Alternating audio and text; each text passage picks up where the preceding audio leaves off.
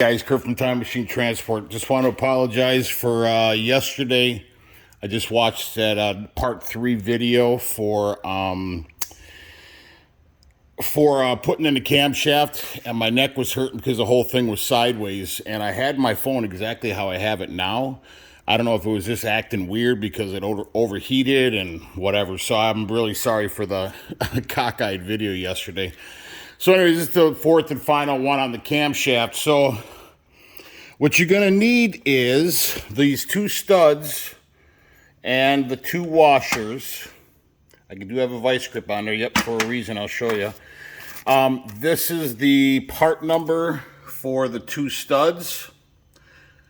They come 1 in a package, so you're going to need 2 of them. They don't come 2 in a package. And then I ordered 2 brand new nuts. These are 18 millimeter nuts. They say you need a special socket for this. On my previous video, I cut this down so I could actually pull it out. I modified a 12 millimeter, 3-inch thin wall deep socket.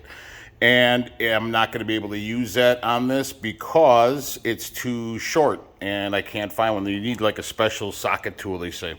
But I'm going to get around that. So if you need 2 of these bolts, like I said, they come individually, and that is the part number. And then these 2 bolts are 18 millimeter, and that is the part number there. So now the studs come with 2 washers, like I explained yesterday. What is this for? 18 millimeter. Okay. So I'm going to put you on pause real quick. All right, this should be a short video. So these, I guess these are called camshaft cap bearing caps, not the camshaft brackets or hold down clamps or thingies. It's like I said, I'm not a mechanic. I don't pretend to be one, so I don't really know the words. But when I was looking the torque specs up, these are, what I just say? Anyways, so these are, I looked it up. Oh, damn it, I'm going to put you on pause. I got to grab my tablet.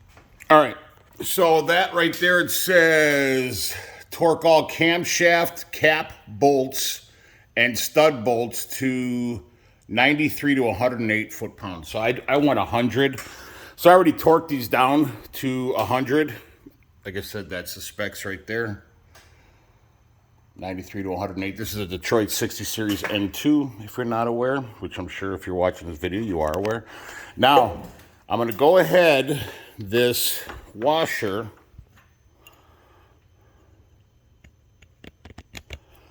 we'll slide on like so. Looks like they're both sides are the same, so I don't see anyone going in different than the other. All right, so now once you put that down in there, you'll thread it. I'm going to put you on pause so I can put the other one in real quick.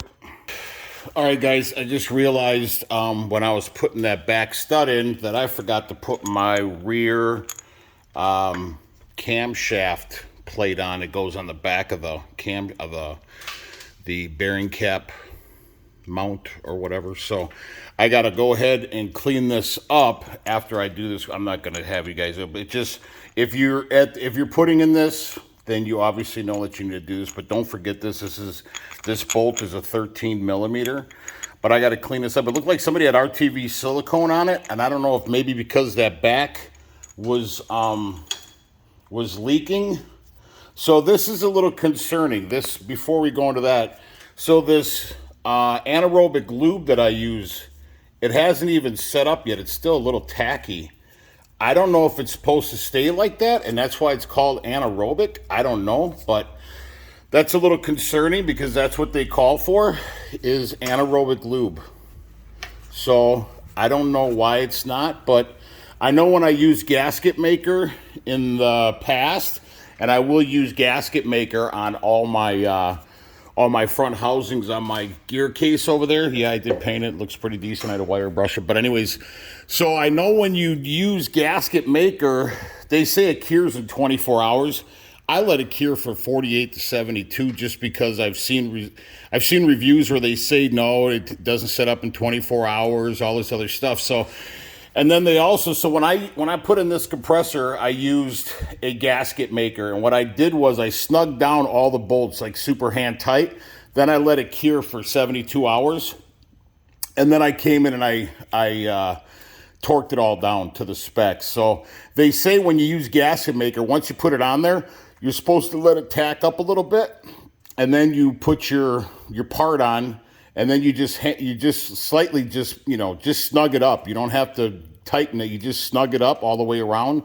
Like I said, let it sit for at least 48 hours. I don't trust the cure times on this stuff, so maybe that's the case, but I'm not firing this up for a few days, so I'm not going to sweat it. But it's a little concerning that if you needed to get on the road and a shop did it and they used it, I don't know if it, like I said, I don't know if it's supposed to stay like that, but it's not even hard. So that's what she said. So anyways, I'm going to go ahead.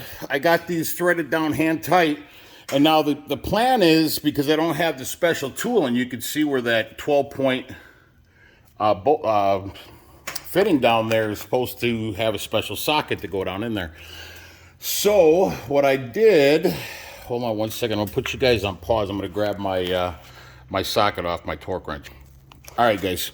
So as this is the one I modified, so what I had to do is I drilled through it. It's a 1/2-inch drive, and it worked perfectly. Like I said, I had to cut off the top on the old bolts. So this is the problem. I can't get my drive in there. So my plan is to do this. Clamp the vice grip, because I don't need these bottom threads. So I'm going to put you guys on pause. All right, guys, the vice grip did not work, but the double nutting did.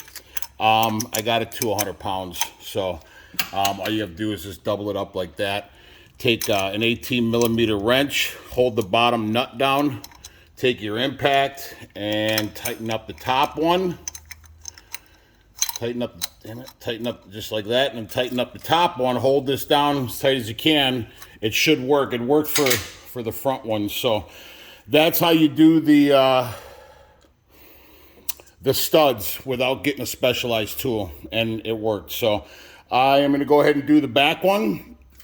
Then I'm going to clean up my plate and get that mounted on the rear of the camshaft back there. And I am going to run some new RTV silicone around that. I don't know if it needs a gasket, which probably does, I'm sure. But I didn't see a gasket in the head kit. So I'm going to go ahead and use my my gasket maker. So don't forget to put on your rear plate. Other than that, we're set. Oh, I don't know if I mentioned it. I did torque this down, but this is a 27 millimeter for the camshaft main bolt here. And I'm ready. Like I said, my little contraption there did work. So you can torque this down without putting the gear case on if you've gone this far as I did. So, and if you just have the inspection plate off, if you go to one of my videos on the camshaft, removing the camshaft or the gear, I forget what I labeled it, but I use a long, big ratchet, about 18 inches long or whatever, and then I use 1 7/16 inch socket on it. So, and that prevents the motor from turning. You don't need that special tool in here. So, anyways, I hope this was informative. Sorry about the four part video, but my phone kept cutting out. So, anyways, please like and subscribe to the channel. Ciao.